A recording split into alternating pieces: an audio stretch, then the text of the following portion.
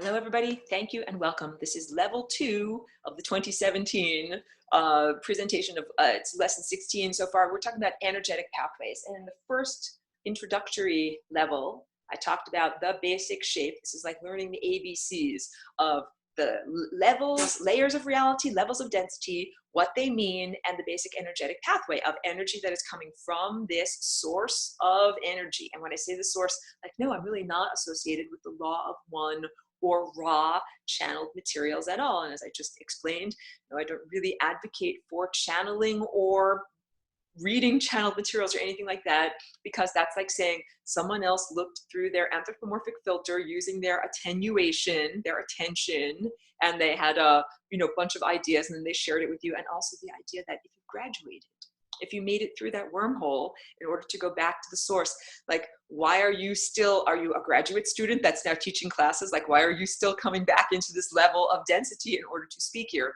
And so what I'm really understanding is that, and many people are understanding this too, a lot of channeled information is actually people that are talking to occupiers of the interstices. And we also have to talk about this, the levels of awareness of people that are occupying the interstices. They might not even be aware of who they are. They might actually think that they are really a Jesus or a Roman Jesus or a supernatural guiding spiritual figure or something like that. Like, they might actually think that they're doing really good in the same way that like a horribly misguided doctor, like from someone from the Middle Ages, really thinks that applying the leeches is a great idea. Like, yeah, definitely time to apply those leeches. So yeah, and this, I'll also speak to this very briefly, that there are a lot of synthetic people that are walking around on the planet right now who are, Gaia saying they're deceived, who are similarly deceived. There are people who simply do not know who they are. Like, a person who's living on the interstices might actually think like, yes, I'm really an angel and I'm really helping people. But the evidence of their behavior is that no, they're giving people horrible advice and they're actually doing the opposite. Instead of making people's ship of their mind go in a nice straight direction back towards this source, what they're doing instead is making you veer off and hit the membrane of death.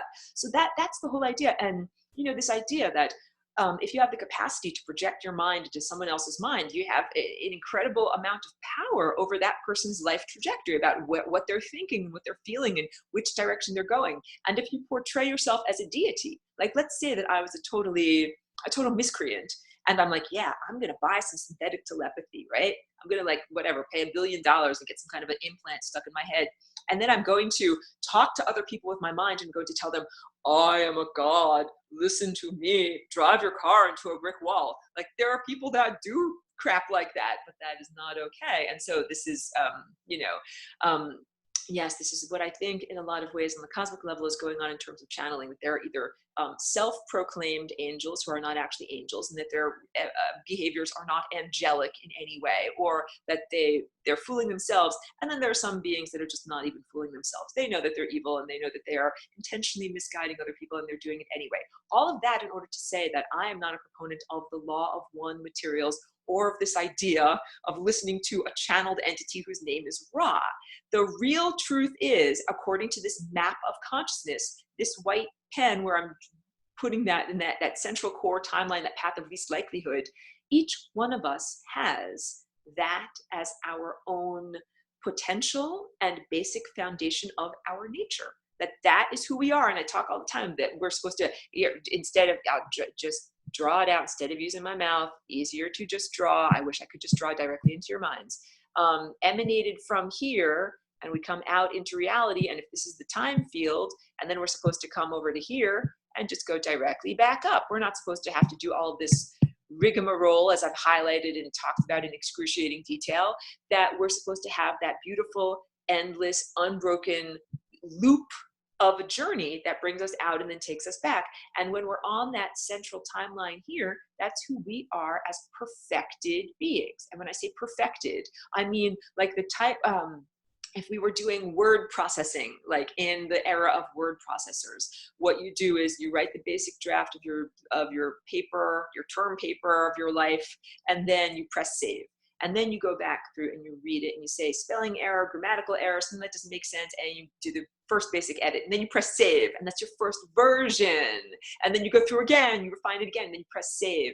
And so by the end of this process, if you do it 12 or 52 or 113 times, at the end of this process, you will have a perfect term paper that you can then hand into your professor.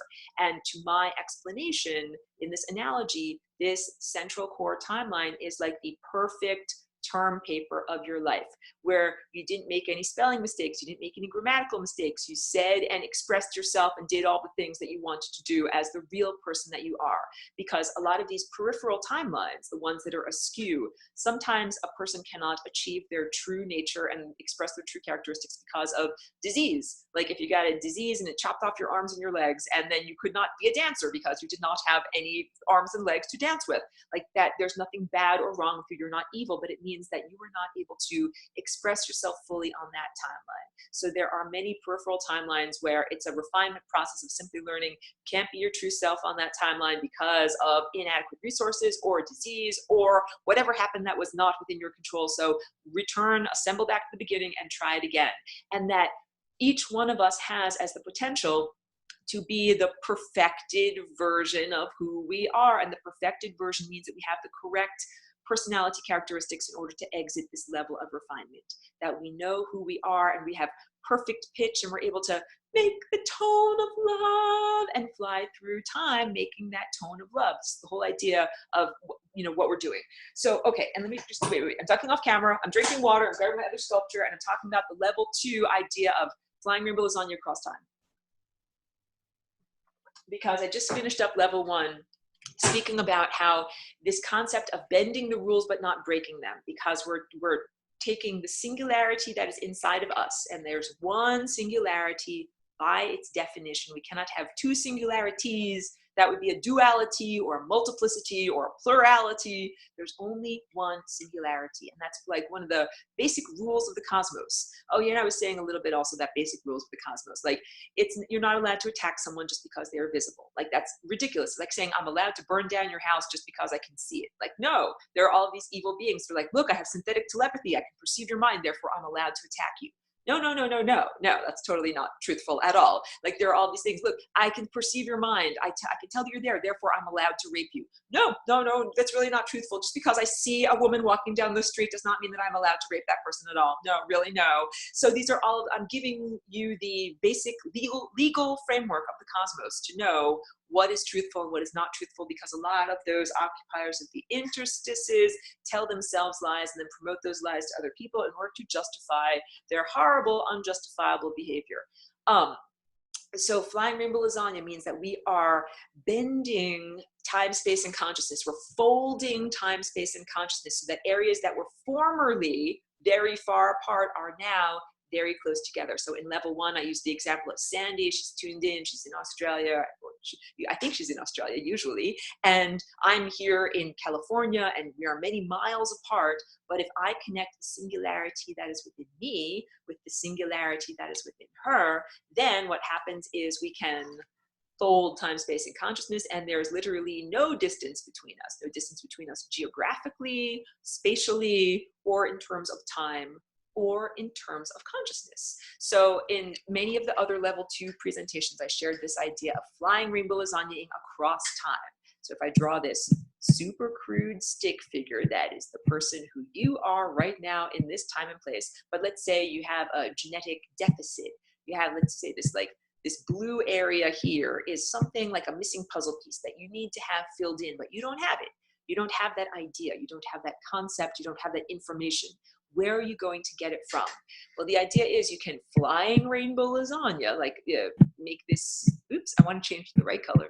This purple singularity dot that is within you, you can make it jump with another person who is in the same time and place as you, rather.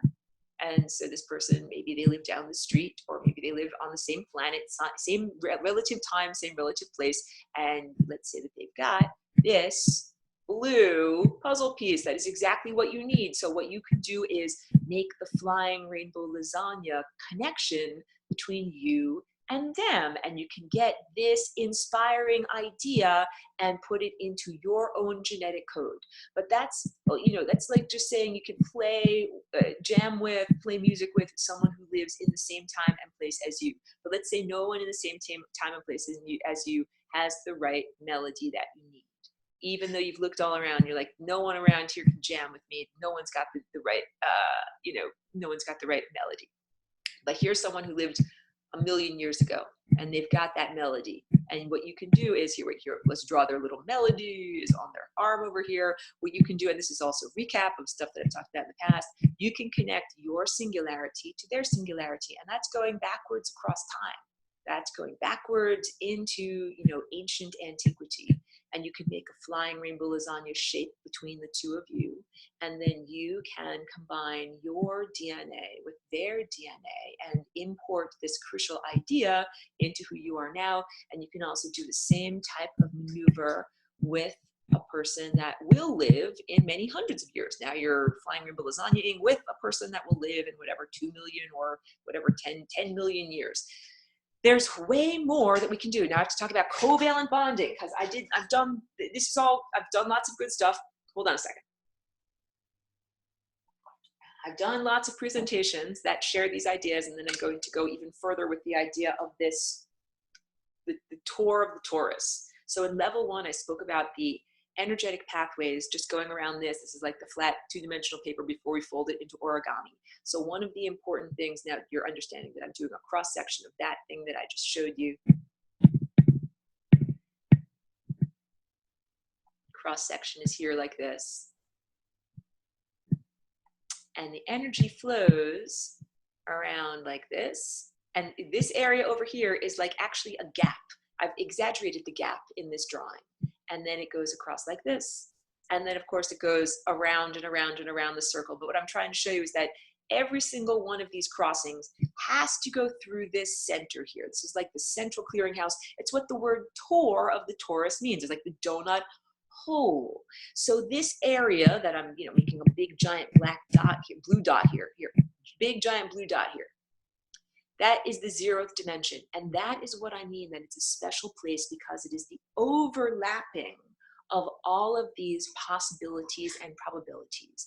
That each one of these circles out here is a flowing line of energy. And at a certain point, they all cross in this central area. So that donut hole, that the tor of the torus, is an incredibly important and powerful place. And now I want to say that you get to be like the tor of the torus. If I draw this properly, this is you in the middle.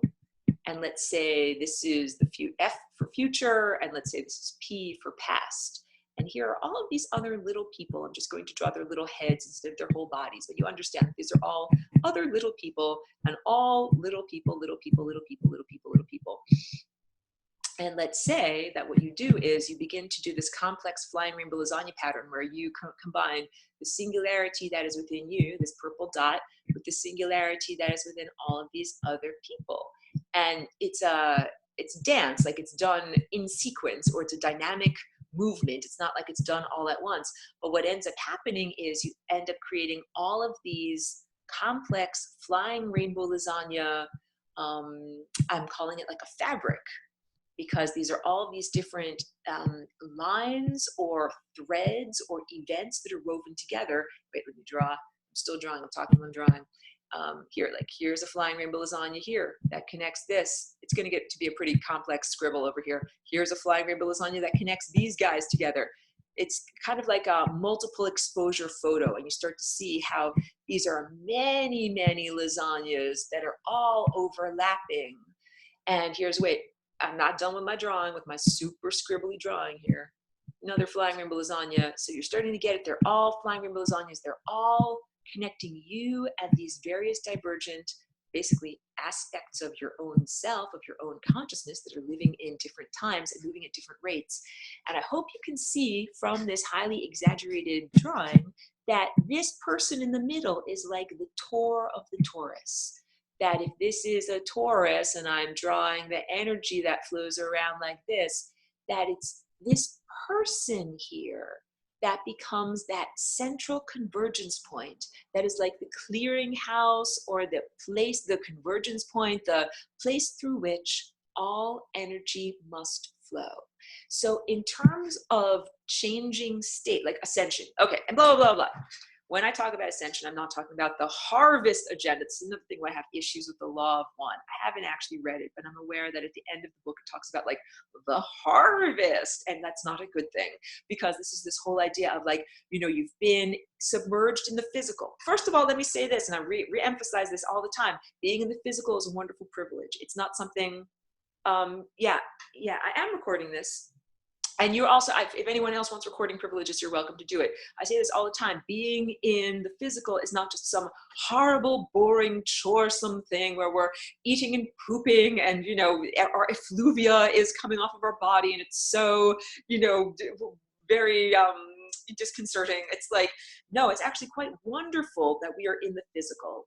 And it's only these false programs that have been running that make humans feel very like diminished, unworthy, bad about themselves, unsure about themselves, and like ugly and gross on a basic level. So that's why I always say your beautiful organic multicellular body, because our cells are beautiful and their behavior is beautiful. So, and also that the being in the physical body means that we have this capacity to be the Tor of the Torus.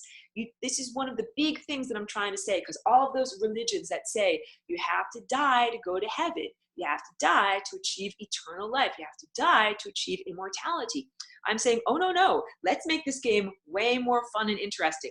Let's stay in our physical bodies and flying rainbow lasagna with all of our cells. All right, now I'm going to draw more. And like, thank you for allowing me to stumble this on out, because this is literally such a new insight on this level 2 stuff that I don't even have a recorded lesson about it. I literally got my information from the sun yesterday, and I'm telling everyone about it today, because I'm like, this is what we need in terms of, you know, the birth Lamaze breathing for the new birth that we're giving what we're doing in terms of our collective transformation of consciousness. So here, this is the best way that I figured out that I could draw this. If I draw this super simplified person in the middle here, and like, let's say these are all of these cells of your body. I'm going to draw some super exaggerated cells of your body.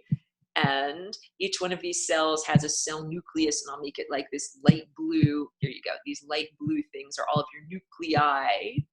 And then we'll draw some people. Well, first, I'll draw, here's a person. This is future, and this is past. And I'll draw first a person over here. Uh-oh, my dog is getting up. She's not going to make noise. And then I'll also draw, here's just some stuff. Here's just some matter, just atoms. And here's person in the past, but here's also just some atoms. And these atoms, that could be gold, that could be boron, it could be any kind of atoms that you need something from. Because let's say that there's something in this aspect of yourself that you need. Maybe there are some atoms or molecules or nutrients that you need here, and maybe they're not available to you in this time and place. Well, what you can do is, now we switch to the purple singularity color, these little singularities that are in the center of all of your nuclei. Hey, everybody who's in this class, and this is level 2, what's in the center of all of your nuclei? I know you know the answer.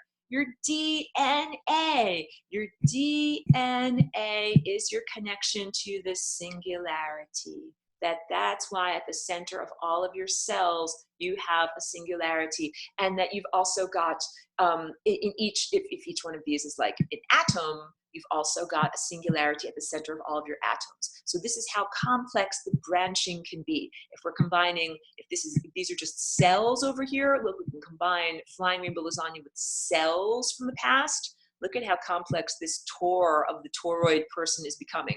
Look, your cells are now connecting with and communicating with matter and cells from the past and the future. And look, now make this the giant central singularity of this person is connecting with this person's singularity too. We've got you guys connecting and you guys connecting.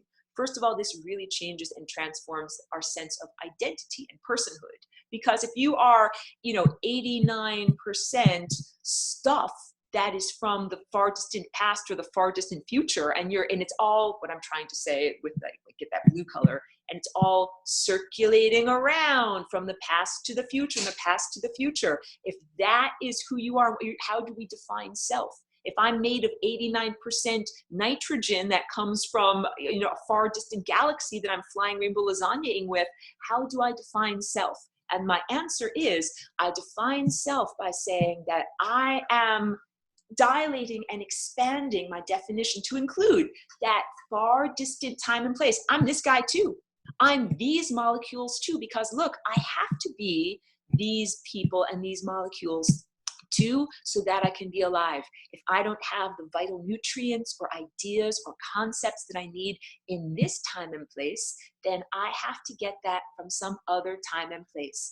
And then what we're seeing is kind of like an embroidery, where this is the person that you are right now. You're embroidered. I'm just looking for a different color. That Melissa's saying the universe is inside of you. That is exactly right. And this is the mental program or software program or integument that ties together that from just a mere concept to an embodied practice. So when I do, and when I do the Flying Rainbow Lasagna dance every day, what I'm doing is connecting with the symphony of life. So I'm doing this, you know, I'm the Tor in the center of the Torus, and I'm connecting with, hey, these are mammals from millions of years ago. You know, like maybe during the time of the dinosaurs, they're little tiny gopher-like rodents that I connect with. And I'm also connecting with, oh, these are microbes from the future. And this is a planet over here where it rains diamonds. I can literally connect there and get as much diamond matter as I want, or, you know, monoatomic gold or whatever. Like, I'm trying to say that and it's not just me, that I'm offering this as a template, that each one of us can be this central musician that is connecting with and playing music with all of these other musicians, and that it's all flowing through you, and that's not just an abstraction. So literally, this guy's information is coming into you. Their consciousness and information is coming into you. And this guy's consciousness and information is also coming into you. But then it flows out of you and it goes into these molecules over here. And then it flows out of them and it goes into this guy and it flows into you. So what I'm trying to say with so many words so laboriously is that we need to redefine the term I, or the sense of self. Because like right now, what we say is, okay, I'm this macroscopic version of me. My name is Aurora, and I define myself as Aurora.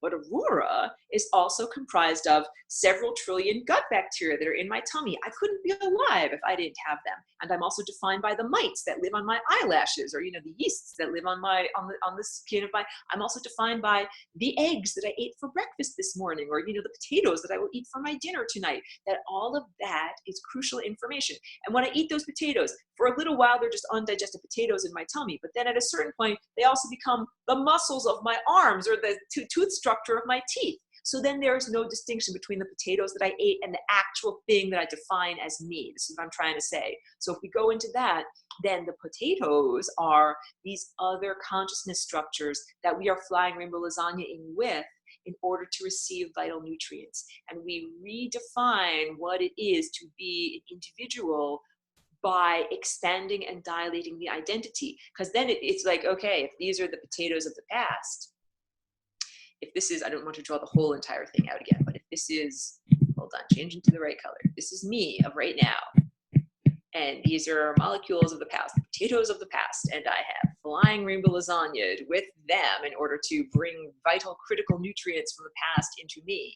Then what that also means is that I care deeply about the health and vitality and continued existence of these guys over here. Because if somebody came along and wiped them out so that none of those molecules were in existence, then I wouldn't be able to gain sustenance from them, and I would die. And so this is now the interconnectivity. I say all the time, you're not just swimming around in your own private kiddie pool. And in level 1, I drew that little diagram, the matrix of how all of these chakras or time vortices are all woven together. And I point to this painting that I have in the background here and the scarf, that these are all of these interconnected, interrelating time vortices, and how when you really understand this, It means that I care about the trajectory of each one of you as much as I care about my own individuated trajectory. Because if you're supposed to be one of the potatoes that I'm flying rainbow lasagnaing with and getting vital information from, and you don't have that information, then it means I don't get to eat potatoes. So I want each one of you to be flying rainbow lasagnaing with all of the organisms that you need to flying rainbow lasagna with in order to get all of the information and nutrients that you need, so that I can then connect with all of you in order to get all of the nutrients and information that I need. And this is like having an economy where it's like, if I bake pies, I want to make sure that you all have great jobs, so you've got plenty of money to buy my pies, because we're all interconnected on this profound level. So this is literally why I talk about advanced level stuff. This is advanced level stuff. The very beginning of flying rainbow lasagna is just recognizing that profound truth of it's the very same singularity that is inside of you is the same singularity that is within other organisms or other concepts or other forms of life that are in different geographic locations or different locations in time, or consciousness moving at a different rate. That's the basic foundation of how you do any of these maneuvers. And that applying that realization, like if that's really true, then it means that this is what I talk about, the temporal ego. This is the temporary structure, the temporary definition or narrative structure of self that you define yourself by. But I say all the time that the flying rainbow lasagna vibrates that membrane that makes it porous, so that your sense of self, who you are on an inner, who you are on the definition of self, that we redefine that. I stopped saying inner, notice I say that because we make the inner combine with the outer. So you start to recognize that there is no distinction between you and what's inside of your epidermis and the other people that you used to think are quote unquote outside of your epidermis. They're not actually outside of your epidermis, that there's actually an intercommunication. Aurora, what do you mean they're not actually outside of my epidermis? Clearly I see them with my eyeballs, they're out there. But yeah, just like I'm eating potatoes that then become parts of my earlobe and parts of my elbow, if I'm interacting with other people, other organisms, other forms of consciousness, and they happen to be the vital amounts of energy that are flowing through my body, keeping me alive, then I'm part them. I'm 89% potatoes that are flowing through my body. I'm 89% French fries that I ate that are flowing through my body. Like at a certain point, we need to change our definition of self in order to include this dilated or expanded identity that is this entire symphony of life. So as we are having this experience right now in this moment in the time field, like if this is our current level of reality, and then there's also stuff that goes way, way, way back into the past. Let's say this is the past. And then there's also stuff that will come in the future that hasn't happened yet. All this green stuff that's out here. When we are doing this flying rainbow lasagna dance, what we're doing is connecting all of these layers. This is actually what's happening. We've got the purple down here and the purple up here. And I guess I'll make it red here. Wait, we've got this flying rainbow lasagna shape that connects through all of these layers of reality. It's literally like dropping a pebble into a body of water, and you see those ripples that form and that connect with all these things. This is the present moment now, but we are connecting to deep antiquity, and we're also connecting to the possibilities of the future, and that this is how we can define or create a new definition of what is self, blah, blah, blah. And this is also healing that is happening on a profound level. So if this is what we're experiencing on Earth right now on this red level of reality, and let's say we begin to flying rainbow lasagna and we begin to rearrange our DNA, we begin to dilate our identity and change our definition of self. And so now it's not just me as a single person, now it's me connected to this entire symphony of life. As that change happens in this pink area that I'm highlighting, that change also reverberates outward to the future. And that change also reverberates back into the past. So those little tiny gopher-like mammals that I'm connecting to when I do my flying rainbow lasagna dance every day, my thoughts and ideas and energy and nutrients are affecting and inspiring them. And they're inspiring me too. And same thing with the beings that will be in the far distant future, that what I'm thinking and sending out is inspiring them. And guess what? Their existence is reliant upon the events that we are happening here. So this is also about understanding this interconnectivity or the foundation or the mutual reliance that we rely upon each other through time to have all of the things that we need. I'm certain that there are questions. I'm sure that there must be areas that I have not explained perfectly, that if there are any, blah, blah, blah. I'm sorry, my mouth is not even working. I'm certain that if there are questions or things that I need to clarify, please ask me, because I know that I'm trying to get this out. When I say these things, it makes sense to me, but I'm not necessarily certain if the analogies that I'm using and the pictures that I'm painting with my voice are necessarily making sense to everyone else who's also here listening.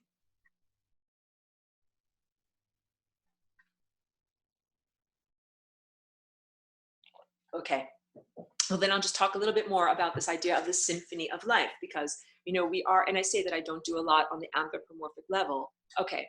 But the experiences that we're having on our planet right now in terms of giving birth. Good, Golden Hawk is saying that's making sense to her. Giving birth. And what we're giving birth to is a new dimension. The new, like when I said, we're a flat piece of origami paper that is being folded up, and now it can be an owl or a crane or whatever you want. We're literally giving birth to a new dimension. So instead of this dimension being shaped like, here's a flat piece of paper that I'm drawing, you know, using the magic of perspective. Here's a flat piece of paper. But instead of a flat piece of paper, you know, I've spoken about how we can fold it up so that it looks more like, oops, here, it looks more like that, and this side is folding over to this side. Well, what if we fold it 1,000,000 times? If we fold it 1,000,000, billion times, then it ends up looking kind of like, you know, a fan or something like that, that has all these little ridges that we folded up together. Or we can fold it so that it's got a surface that looks kind of curly like this. Look, almost like a paper sculpture or something like that, where we have folded all of these edges so that they all fold and meet in the middle. So what we're doing is changing the structure of the surface of time. And in so doing, we are reknitting what is possible in terms of events in reality.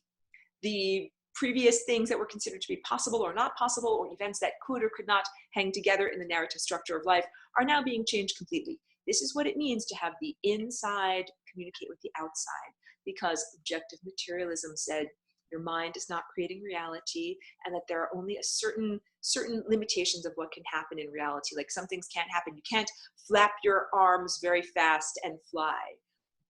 And you could say that we're moving into a dimension that is like a lucid dream, a conscious creation of our minds, where we know that we're creating the creation with our minds, and we can then be like powerful artists, choosing what we paint and choosing what we erase and choosing what we do. And then in that realm, it is possible to have flap your arms and fly, or to fly using telepathic power. That's the realm that we are now experiencing. That's the dimension that we have given birth to. So yes, we're now in this realm that is a mind-created, malleable reality, and where the people that are the best musicians, whose thought waves and consciousness waves conform to these mathematical patterns of the cosmos, and ego. You know, when I was talking about the characteristics that make you either go straight up towards that central convergence point, or that tilt you on the side and bring you towards the membrane of death. The ego is what I'm talking about when I talk about being a good musician or playing good music, that I'm really coming to understand more and more. It doesn't matter how informed a person is in terms of their information. Like, it doesn't matter how many books you've read or whatever you've memorized or how good you are at doing math. What matters way more is your approach and behavior as a person, as an ego. Like, if you have an area of ignorance, are you able to say, like, yeah, there's things that I don't know about, and I'm open to learning new things? Or does your ego say, no, I can't ever admit to ignorance or making a mistake, and therefore I can never learn something new, and I will fight tooth and nail against anyone who tries to teach me something new? Those are sour notes played as an ego. Like, if you came along to me and you were like, Aurora, I know something great, and something new that I've invented that's great, and I want to tell you all about it. If my ego was like, who are you? Who do you think you are? What? I don't want to listen to you. Like, there's something wrong with you on a basic level. Then that would be me playing bad notes as a musician. Or how about this? Someone comes along to me and they say, hey, Aurora, I would like to collaborate with you. Let's work on an art or music or blah, blah, project together. And if my ego was like, I think you're stupid and inadequate and I would never collaborate with you because I don't like your nose, then that would be me playing very bad music as an ego. So I'm learning that all of these things that we share information about are almost moot. It doesn't matter what the information we're talking about is. What matters a lot more is the approach to interaction. So if we're talking about music, it doesn't matter that much. Like if we, do we all know Twinkle Twinkle Little Star? Are we all playing the song? Are we all playing it right? What matters a lot more is like, how sensitive am I being to the other people that are here that are playing this song? How sensitive am I? How much are they listening to me? That's what this is really about. Because when I'm doing this flying rainbow lasagna dance, and I'm speaking about it from my own perspective, and I'm encouraging everyone to do this. Like I'm basically sharing my experiences. It's in order to inspire and give other people a template for their own things. So I don't tell other people, it's just like music, it's just like art. I don't tell other people, you have to paint a painting that looks exactly like this. I don't believe in that. But I tell other people like, hey, this is the painting that I painted and I think it's cool and you can do your own thing and I want to look at your thing. Like that's playing the right notes as an ego. And when you play the right notes as an ego, you also feel like happy and proud and energized to be doing the work that you're doing because you're playing the right notes, but you don't feel any need to feed off of other people by bringing them down or diminishing them or, pissing and shitting all over them, because that's not where real energy comes from. So when I'm connecting with those little ancient gopher mammals that are, from hundreds or millions of years ago, I'm not thinking like I'm so much better than them, and they're also not thinking that they're so much better than me. This is the whole point. There's this equality, necessary equalization that must happen in order for us to play music with the rest of the symphony of life. Not to get rid of one's ego, and I don't necessarily agree with the word like being humble, but it's like recognizing the importance of all of these other musicians in their contributions. So I recognize the importance of my beautiful microbes in my tummy. Patricia says joyful cooperation. That is exactly what I'm talking about. It's not choreful. It is joyful cooperation. I'm not like, oh, those pesky microbes, I wish they didn't exist because they're slowing me down or hampering me so much. It's like, no, I'm actually happy that they exist and they're doing their thing and I'm doing my thing. There really is this amazing music that is already being played in the symphony, and that the better musicians we become, the more we participate in that song that is already playing, this song of life. And that is how we get to be immortal creatures, or creatures that don't have to die. You get to be immortal by keep on being alive, by keep on playing the right notes, by keep on doing the right things with your cellular structure. So let's say that you keep on flying rainbow lasagnaing across time, that you are literally, if you can do that, literally, if you're the Tor in the Torus and you're getting all this energy from the future and all this energy from the past, literally there's no limitation. Like there once was a limitation of how many calories can you eat in this time and place versus how many calories can you expend. And there are some people that run 100-mile marathons in a day. I'm actually connected to one of them on Facebook. I know one of these people because I'm just so amazed by it. But I've read some of these books and read some of these stories. And this person that I know on Facebook, she'll eat a box of Captain Crunch, like just in one sitting, because she needs all of that energy. If you run 100 miles in a day, you're going to need a lot of extra calories to be able to support that level of activity. So there's a limit to how many calories we can put into our physical tummy and our physical intestines every day. Whatever, 3,000, 5,000, 10,000 calories, even if you eat sticks of butter. There's a limit to how much physical food you can get and calories from physical food. But if you can flying rainbow lasagna, then you can get energy from the sun and the stars, and you can get nutrients and other molecules and other atoms from wherever. If you need calcium, you can get calcium by flying rainbow lasagnaing with anything, anywhere. Instead of drinking an elixir of monoatomic gold that someone has made, you can literally flying rainbow lasagna with gold molecules that can exist here in this time and place, or another time and place. This is the whole idea, that we get rid of those inner limitations of your imagination, imagining what is possible, in order to have an expanded sense of what is possible and an expanded sense of identity in who you are.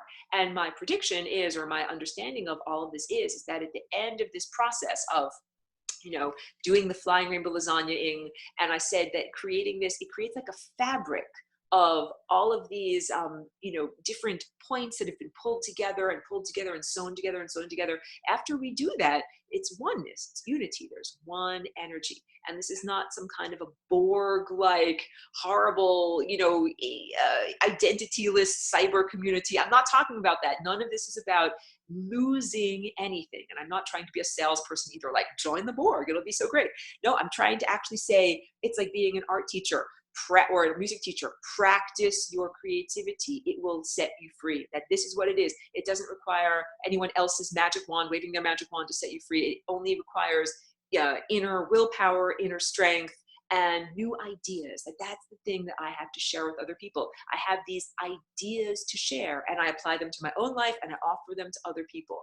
I don't tell other people what to do or make you do it in my way. I offer you ideas, and I tell you that these possibilities are in existence, and this is where we can be going. And this is how things actually change. It actually changes from people having like the first time anybody ever thought of a flint knife. Like, hey, you don't have to just bite things with your mouth. You can actually use a sharp knife to kind of cut things. Like, that was a wild new idea. So flying rainbow lasagna, this is the idea of combining the singularity, that portal, that doorway to infinity that is within you, that is within your cell structure, that is within the atoms of your own body, and the atoms and molecules and cell structure and personality characteristics of beings that are in a different place. And when we do this, we create a new form of matter. That's like the final takeaway that I'm trying to get to. I'm trying to get out of my mouth today. A new form of matter. Like if I were to draw the atomic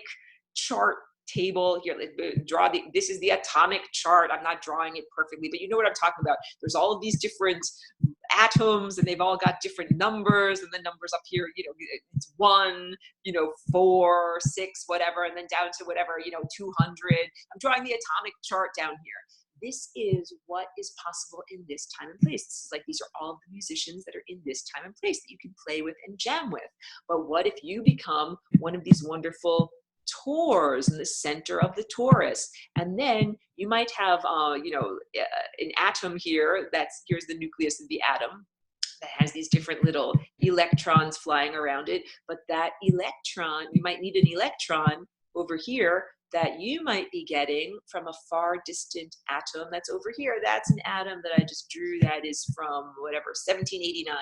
But you are flying rainbow lasagna-ing with that atom from deep antiquity. Look at that. So what form of matter would we say this is? Where are you on the atomic periodic table? We're redefining what matter is. We're redefining what atoms are and what is possible in rearranging the puzzle pieces of reality. That's what I mean when I say gaining an additional dimension means gaining an additional degree of freedom. The atomic periodic table is equivalent to the flat piece of origami paper before it gets folded up into a new format.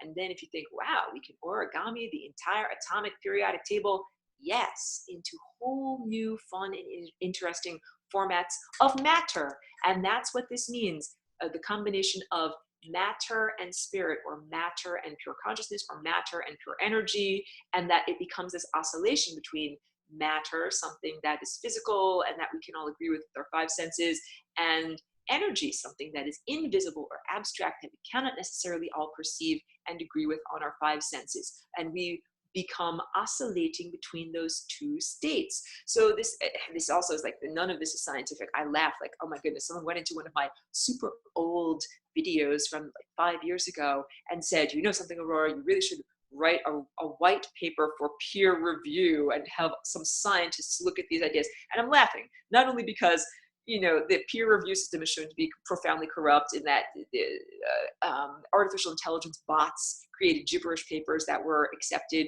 by peer review. So it's a totally corrupt system.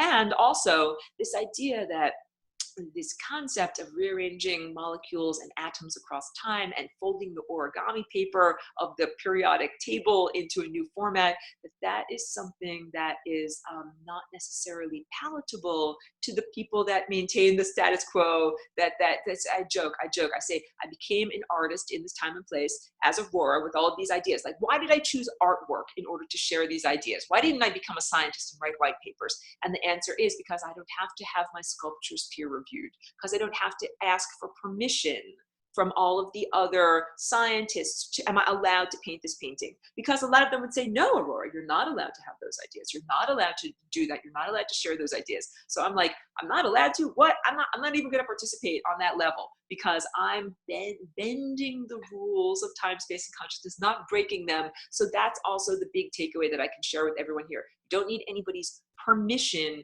to be allowed to do this. This is a really big thing about the planetary expansion, or who we are, or how we are becoming more mature as humanity, that you don't need to have a man with a beard come out of the sky, a Jesus or a Jehovah or a Pleiadian or anybody come out of the sky and say, yes, you are now allowed to be free. It is something that you take, that you claim, that you do, and you pretty much say, like, F you, you're not going to stop me from doing this. That is how I did this, and that is how I encourage everyone else to do it for themselves too. And again, it would not be appropriate for me to say, like, I force you to do this. Like, no, I offer you the opportunity to do this, and then it's each person's choice about how they respond to that, and whether they choose to get an instrument to play their music and everything. Exactly. Gaia is saying not giving our powers away, and Melissa is saying being flexible. But that is exactly right, that it does not require money to do this. You know something, not a lot of people have a lot of money. So if it required money to do this, our planet would be in big trouble. Like, if it was like, it's only going to cost you $10,000 to do the flying rainbow lasagna dance, like, that would mean a lot of people would never be able to do it. It doesn't matter. You don't need $10,000. You know what you need? A body. Yeah, you guys all have bodies. You know what you need? Physical matter. Wait a minute, you've got a bunch of physical matter in the form of your organic cellular structure. You know what else you need? Consciousness. You've got consciousness. So it's like you've got all of the ingredients in the cabinet already to bake the cake. You don't need extra ingredients, and that the cake baking time is now, not waiting around for someone else to come along and say, yes, you are now allowed to bake your cake of reality. It's kind of like just do it. That is my way of doing this. I don't ask for someone's permission to do the flying rainbow lasagna dance. And also it's a little saucy. It's a little rebellious. It's like saying, oh, you know something? I'm going to do this. Oh, and that's the final take. I have 5 more minutes. The final takeaway is you don't have to change state. When people are talking, and I'll get back to the rest of the chat, when people are talking about ascension, and I've described my understanding of ascension as changing state without going through all the intervening levels of liquefaction, like, and decomposition and all of that, that we just go from a solid state directly to being a beam of light.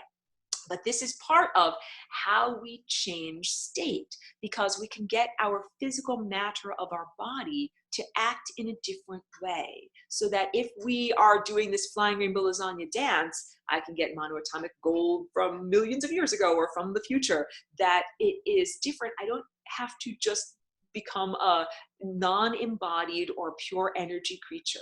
That's the whole, I'm trying to say. I know a lot of people that are very over it. They're like, I'm so over it. I'm so over having a body. I want to get out of here. That whole feeling, that feeling of pressure is making a lot of people think, oh, death is the answer. You're just going to die. And that's how you get out of here. And then you go to heaven. No. That feeling of pressure is divine. It's the pressure to be born.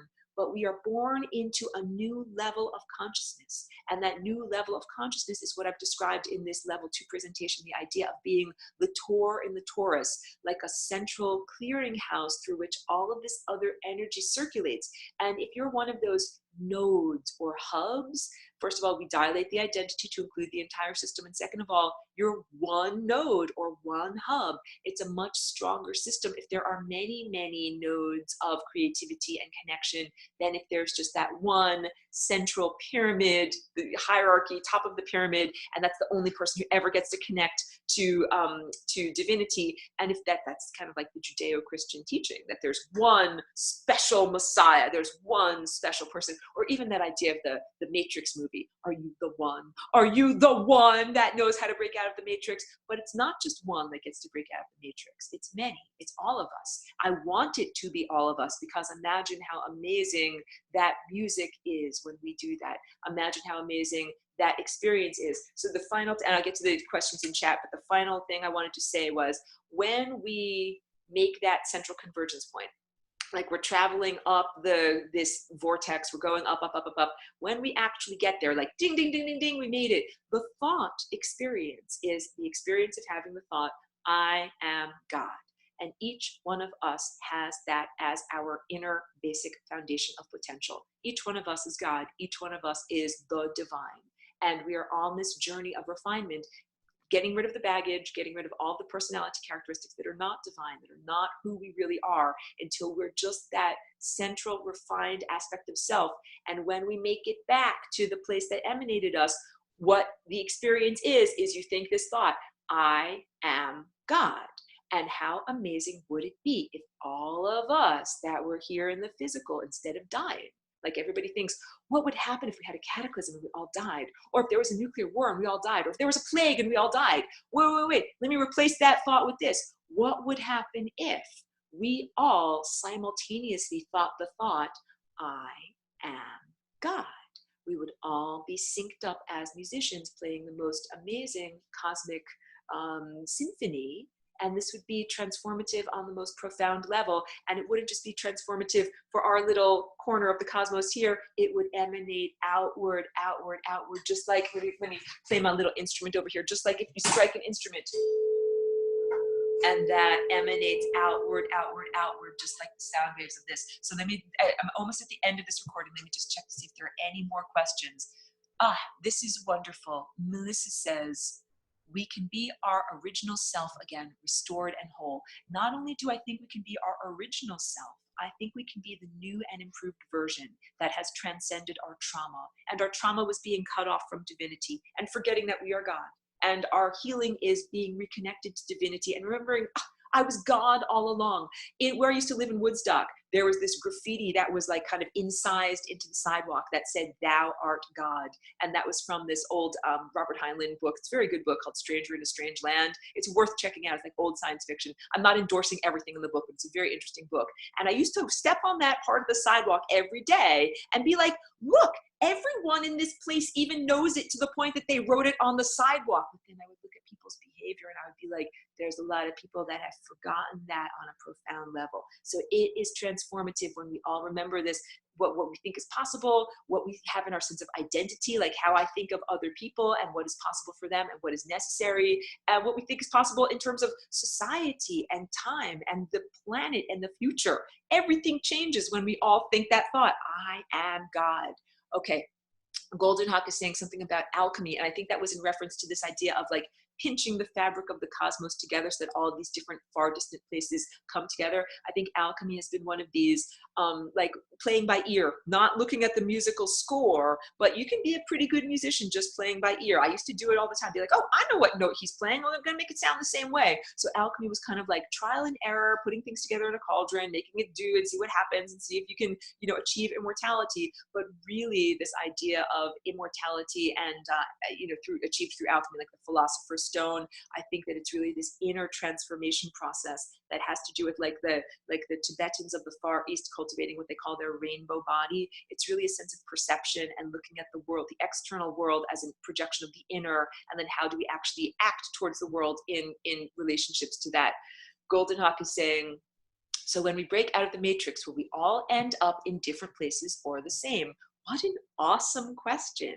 So I would say that we all end up in our own, individual created realities, but that those realities interact. Just like in this realm, I have my own body. Everyone else who's in, in their little screens on the teleprompt here, everyone has their own individual body. I know, hello, Christine, I see you there. And yet our bodies interact, like our bodies interact through speech, or we can hug each other, or we can feed each other with food, or we can do all sorts of different things. That this is, will have our own realities. It's just like I have my own studio. I paint my own paintings, but guess what? I can do a collaborative mural with other people. So imagine if in life, if we did a collaborative mural with like me and 5 other people who are all getting together and making something happen in reality. So this is cosmic lovemaking. Just like I don't share my body with just anybody, I don't share my creative process with just any collaborative partners. I'm very choosy about whatever types of rituals or women's circles or whatever stuff I participate in, because I got to make sure, like, what are the intentions of these other musicians? Are they tuned up? Do they know the beat? Do they know the tempo? Can they read the music? So I would caution everyone to, at this point in our journey, be very discerning, be choosy about who you collaborate with, because you got to collaborate with good musicians. And that's what the end result is going to be. Like each one of us in little segments start to come together and create these collaborations, and then it creates a new form of reality. Like literally what it would be like if you got together with 5 or 10 people and your minds all connected together and you transformed reality together. And then also you have to say, well, it's like, if you all have difficulty just deciding what you're going to eat for lunch, you're gonna have to figure out a way to be on the same page for what reality you're creating. So that's another big part of it. Like when I said that the music of the ego, what matters way more than how informed you are, what information you have, is your attitude. Because anybody can learn new information. Like, here's a book, it's full of information, learn it. But what is more difficult to learn is that attitude of being open as opposed to being hostile, and being able to learn new things and not feeling diminished by someone else who's really good. Like if you're a beginner piano player and you listen to someone who's really good because they've been playing for 50 years, you shouldn't feel diminished. You shouldn't feel like, oh, my ego feels so bad because they're so much better than me and I'm comparing myself to them in competition. You should be like, wow, they're really good. They've been playing for 10 times as long as I've been playing, and I should learn from them. That's called playing the right notes and having a healthy ego. And that matters way more than how much information you have. So in terms of my own collaborative partners, I'm not just looking for the people who are the smartest or the best informed. I'm looking for the people that can be the collaborative, they've got healthy egos and they can collaborate in the right ways. And this has been a huge like wake up call for me, because I've always been like making excuses for people and thinking like, oh, like they just need to learn. Oh, they just need to grow. Oh, they just need to, no, they are who they are. That's love and acceptance. They are who they are. They're at that level of musical virtuosity. There's nothing wrong with that. They can do Twinkle Twinkle Little Star, but they're not ready for Moonlight Sonata. They're not ready for, the Emperor's Concerto yet. In order to do that, you got to find the people that can really collaborate. And those are the people that aren't going to say, hey, that's a great idea, but because it didn't come from me, I'm going to totally knock it down. Like, that's horrible. That's why I don't work in the corporate world, because there's so much of that going on. Like the idea that you can't actually collaborate with people because their ego is just so whatever, unable to take inspiration from other people. So I know you're on the same page with me with that. Patricia was saying this is beautiful. Union is the ultimate goal of alchemy, and this shape is unification. You totally got it. This shape, this is the shape of non-duality. It means that good and evil, or seemingly polar opposites, are really just two trajectories or oscillations of the same shape. And I don't say that in order to give moral relativism. It's not like good and evil are equal. They're not. But it is like saying this is why these two things exist in the totality of the whole shape that is here.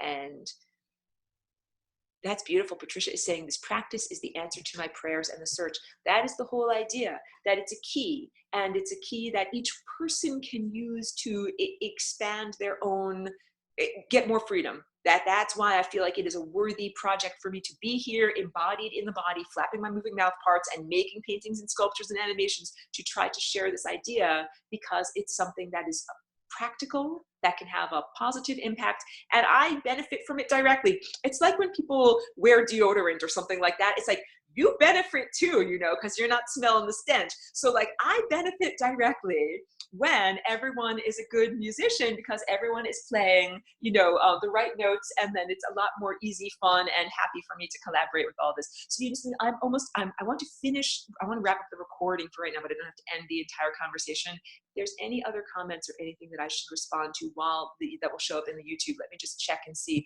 Otherwise, I'll just stop the recording for the moment. So I'm gonna just end the recording. I'm going to say a huge thank you to everybody who tunes in, who shares this video, who's shared their excellent ideas, because a lot of this is, you know, collaboration. And also thank you for being with me on the journey. I am not fooling when I'm telling you that it's not like the baby's crowning. We were crowning over the past year, you know, with the little, hello, my dear, I see you, with the little, you know, baby coming out, like new reality. We have literally given birth. It's like, it's here, we are here. And now it's really a question of what do we do with our minds now that we are in this new mental state, now that we have all of these new possibilities. So it might be a little bit of a challenge, because like when you have a physical, not that I've had a physical baby, but when you have a physical baby, yeah, you can tell like your tummy is flat and now there's an actual baby outside of you. But how can we tell that we're in this new created reality? And so a lot of it has to do with manifestation. Like you think a thought and then you see it happen in reality. And I know I'm seeing so many people share their stories of what is happening, like anecdotes of people watching reality change. Golden Hawk says synchronicities. It could be synchronicities. It's what some people are calling the Mandela effect. It's what people are recognizing, that your mind is affecting reality. Oh, so Guy is asking a question. Hold on. She says, she wants to know about the dress. Thank you so much for asking. That gives me an opportunity to give a plug, and I'll add the link too. So yeah, the scarf that I'm wearing and the dress that I wore yesterday, they're available on my Etsy store. And you can go to flyingrainbowlasagna.com and click on the shop link, but I will be certain to add the link so that you can go directly there, where I have earrings and necklaces and other things. And I know, thank you for the shameless plug, seriously, because all of those things, all the merchandise that people buy and everything, it helps to keep my work going. It means I don't have to go out and get a job digging a ditch so that a boss will give me money. It means that I'm supported for doing the work that I'm actually here to do on this planet. So I have 10 million thanks to my patrons and the people that buy my dresses. And I'm always coming up with new designs. Like I'm going to design some umbrellas and shower curtains and other homeware. So I have lots of good things. Thank you, Golden Hawk. She says she loves supporting my work. I appreciate it so much. That's also a big part of it. I'm working on gym pants too. I have tight yoga pants and I have long flowing pants, but there's jogging pants that I'm working on designing too. And this is also what I say. This is like, we're supporting each other in this ecosystem where you make something and then other people who like your work support you. And that's, you know, something, bedspreads are like pretty expensive. I can get like some queen size bedspreads, but it's going to end up being like $150. And that's like kind of getting up there. So I'm trying to keep my stuff affordable. So I'll see if I can find something like that. But yeah, I'm working on all sorts of things beyond wearable stuff and beyond things that are just for women to make it for both. Yeah, like I can do some sheets and everything. It just might be a little bit expensive, but I'll see if I can put together some homewares, sheet sets, and other things like that. So that's all coming, and I appreciate that. And I also make the distinction, like I don't pretend that sleeping on a bed, sleeping on sheets that have this printed is not going to change your DNA. It's just something nice and pretty that is nice. Oh, definitely, I'm doing wall tapestries. I definitely have like big, you know, home decor stuff. Well, Guy says, or will it? Maybe it will, because you know something, I think that if you look at these sculptures and if you surround yourself with these patterns and stuff, it does change you on a profound level. But I have to be honest in my advertising, that I'm not trying to say that just wearing these clothes will transform you, but they will inspire you, or it's something fun, or it's a good way of expressing it. Mostly what I do when I wear these outfits, it starts conversations wherever I am in a public place, and that gives me an opportunity to say to people, I'm going to lasagnify you now. Let me tell you all about the stuff so that you can play better music in your genetic code. So that's how I mostly do it. So thank you very much. I love and appreciate all of you guys, and I thank you for tuning in, being a part of this class, and for the Gatorade that you give to me on the marathon, because we keep and we've given birth. I'm not going to make some kind of like false predictions of the future, but like things will now change in terms of the duress. Like giving birth is really hard, and we've been doing that for the past couple of years. Things are going to change and be different now, and it doesn't matter if you might have tried to plant a seed in the past and it didn't grow, because in the past it was wintertime and you planted it on concrete. Now we finally are in an area of fertility in terms of the time field, where you can actually plant a mental seed and actually have it grow. Hey, I think, am I seeing Patricia Gatto? Is did you guys send me that package? Is that who I'm seeing? Let me just say 10 million thanks. That was such a beautiful Gatorade on the marathon, that I was sent a beautiful surprise little package that has a Himalayan salt lamp and incense and some other beautiful crystals in it. I appreciate that wholeheartedly and so profoundly. Thank you so much for that beautiful gift. Yes, thank you very much. That is wonderful. And I've got the salt lamp on my little table over here, right with my crystals. So I won't turn the camera around or whatever. Thank you. And the incense is wonderful. Thank you so much for that. So let me wrap up for right now. Thank you for the love. I truly feel it. I appreciate it. I send it back to you. I feel very, very blessed to be connected to all of the good people that I connect with on this. And also, we're not alone. We're doing the marathon together, and good things are happening, and we're doing it together. And literally, like, things are gonna change in terms of the pressure and duress that we've been under. Things are really going to go in a much more positive direction. So I'll end on that note and say thank you to everybody who's been tuning in.